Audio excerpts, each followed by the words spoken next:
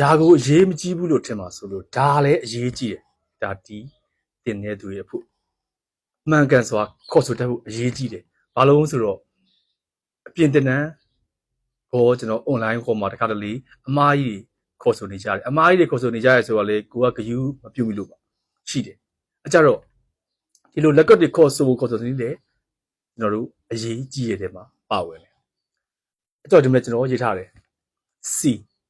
C လို့ခေါ်လို့ရတယ် C major လို့ခေါ်လို့ရပါတယ် C လို့ခေါ်လို့ရတယ် C major လို့ခေါ်လို့ရတယ်အဲ့လိုပဲဒီလိုတစ်ခုရဲ့နေတဲ့ခါဟာတွေဆို A major D major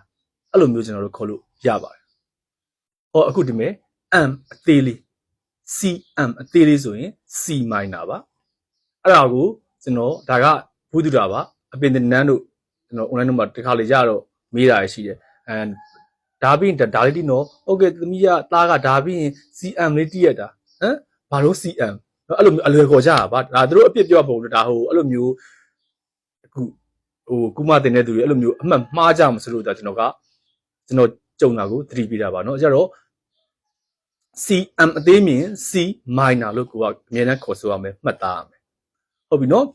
M အကြီးမြင်ရော M အကြီးကို major လို့ကျွန်တော်တို့ခေါ်ဆိုပါတယ်အဲ့ကြတော့ CM အကြီးဆိုရင် C major ဒါပေမဲ့ CM အကြီးမရေးတော့ဘူး C တစ်လုံးနဲ့ရေးတော့တာเนาะ C major M အကြီးကအဲ့ major ကိုကိုစားပြုတယ်ဘယ်နေရာမှာကိုစားပြုလို့7နောက်မှာ7ပါတယ် M အကြီး7ဆို C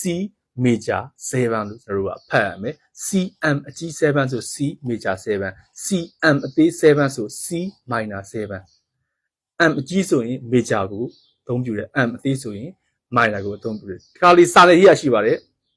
CMAG 7အဲ့ဒါလေးကျွန်တော်တို့သုံးလို့ရပါတယ်ဟုတ်ပြီနောက်တစ်ခုကျွန်တော်တို့ CM သေး6 C minor 6 AM သေး6 A minor 6အဲ့လိုမျိုးကျွန်တော်တို့ခေါ်ဆိုမှတ်သားရပါတယ်နောက်တစ်ခုကျွန်တော်တို့ C အမေ C7 အဲ့ဒါကိုကျွန်တော် C7 လို့လည်းခေါ်ဆိုသုံးလို့ပါတယ် C dominant 7လို့လည်းသုံးပါတယ်အဲ့ဒီ C တော့က C major ခေါ်ပြီးတော့ C7 ကျတော့ဆရာ C major 7မခေါ်ဘူးလားဟုတ်ပါတယ်အဲ့လိုမျိုးမခေါ်ပါဘူးเนาะ C7 ကကျွန်တော် C dominant 7ကိုကြီးညွှန်းပါတယ် C major 7က C M အကြီး7ကို C major 7လို့ကြီးညွှန်းပါတယ်အဲဆို C7 မြင် C dominant 7လို့ခေါ်ဆိုမှတ်သားရမယ် C7 လို့မှတ်သားရမယ် A7 ကိုမြင် A dominant 7လို့မှတ်သားရမယ် A7 လို့မှတ်သားရမယ်နောက်တစ်ခုအဲ့မဲ့ကျွန်တော်တို့ C plus ဆိုတာကျွန်တော်တို့ augmented ကိုစားပြုတယ် C plus ကိုမြင် C augmented လို့ကျွန်တော်တို့ဖတ်သားရမယ်အဲ့လိုမျိုးပဲနဲ့ CAUG လို့လည်းရေးပါတယ်နောက်တစ်ခု C အပေါ်မှာ O တသေးလေး C diminish အဲ့လိုမရေးဘဲနဲ့ CDIM dim လို့လည်းရေးပါတယ်เนาะကြတော့အဲ့လို CDIM လို့မရေးဘဲနဲ့ C အပေါ်မှာ 0လေးအသေးလေး O လေးဆိုရင် C diminish လို့ကျွန်တော်တို့သိထားရပါမယ် A အပေါ်မှာ O လေးဆိုရင် A diminish ကောလို့ကျွန်တော်တို့သိထားရပါမယ်အဲ့ဒါကျွန်တော်တို့ရေဘူးကသိထားရမယ်ကောတွေပါအဲ့ဒါလည်းကျွန်တော်တို့အရေးကြီးပါတယ်เนาะလွယ်တက်လို့ပါလွယ်ရမဟုတ်ပါဘူးအလွယ်ခေါ်လိုက်မစိုးလို့ကျွန်တော်မိတ်ဆွေတို့ကိုအခုကလေးကကျွန်တော်ကြုံရတဲ့အတွေ့အကြုံလေးတွေကိုတော့ညှပ်ပေးရပါ M အသေးဆို minor အမြဲတမ်း minor လို့ခေါ်ဆိုမယ် M အကြီးဆို major ဟုတ်ပြီเนาะ C minor C major 7 C augmented C diminish ပြီးတော့ C နောက်မှာ SUS လို့ပါတယ် C suspended အဲ့မှာ2 4ခွဲတယ် C suspended 2 C suspended 4အဲ့လိုပဲ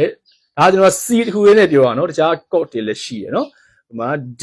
augment D suspended 2 D suspended 4 E suspended 2 E suspended လို့ရှိရယ်เนาะဒါကကျွန်တော်တခုတည်းကိုပုံတည်ယူပြီးတော့ပြောတာဖြစ်တဲ့အတွက်ဟုတ်ပြီเนาะ C suspended 2ရှိတယ် C suspended 4ရေးရင် C SUS 4ဒါမှမဟုတ် C SUS 2အဲ့လိုရေးကြပါတယ်ဟုတ်ပြီเนาะအဲ့ဒါဆိုဒီနေ့တော်တော်လေးကိုစုံပါပြီကျွန်တော်တို့မိတ်ဆွေတို့ကိုလေ့လာတဲ့အခါမှာဒီလိုအသုံးအနှုန်းလေးကိုမြင်အခုလိုလေးတွေခေါ်ပါပြီးစလွယ်ကြီးတွေမခေါ်ကြပါနဲ့เนาะ C major C minor C major 7 C minor 7 C augmented C dominant 7 C diminished C suspended 4 C suspended 2 Okay မိတ်ဆွေတို့တယောက်ရှင်းစီတိုင်းကောင်းမွန်လှပတည်တတ်တဲ့တန်စင်များကိုအမြန်ဆုံးစနစ်ကျတည်တတ်တဲ့ကြပါစေဒီနေ့လေးဆိုရင်ကျွန်တော်ရဲ့ TikTok ချက်ပေါက်မှာလာပြီပါကျေးဇူးတင်ပါတယ်